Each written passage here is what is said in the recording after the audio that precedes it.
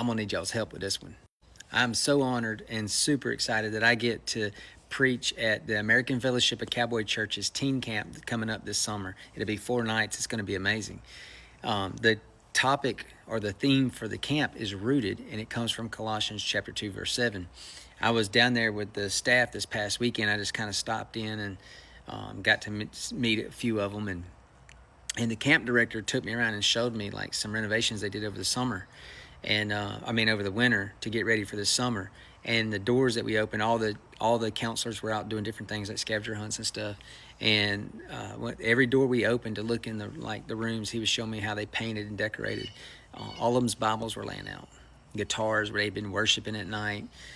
Bibles laying out open, notepads, highlighters, multiple pens. Every Bible was marked up. I probably saw 20 or 30 Bibles just completely loved on and dwelled in.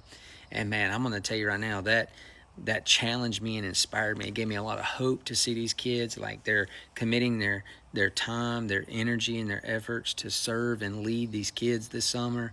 It's just an amazing time. And so I wanted to challenge them. What areas in your life are hindering you from your roots growing deep in God's Word, God's presence? And what do you need to remove so that you have better soil for your roots to grow in? Because sometimes maybe we're not sinning, it's just the distractions of life.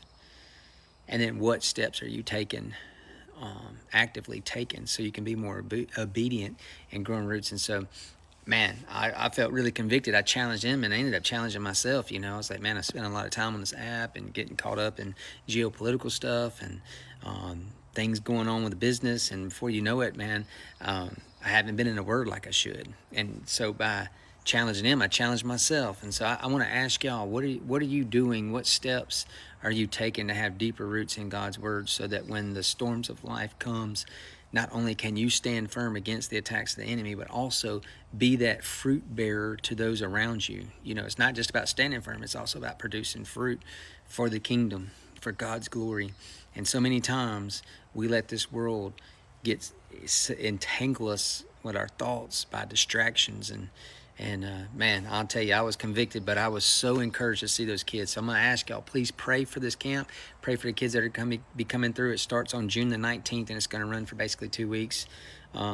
I'll be with Carter the first week, and then I'll be preaching the second week for the high school kids. But, man, be praying that God moves boldly and be preparing their hearts and their minds, moving, distracting them. And I can't wait to keep y'all updated.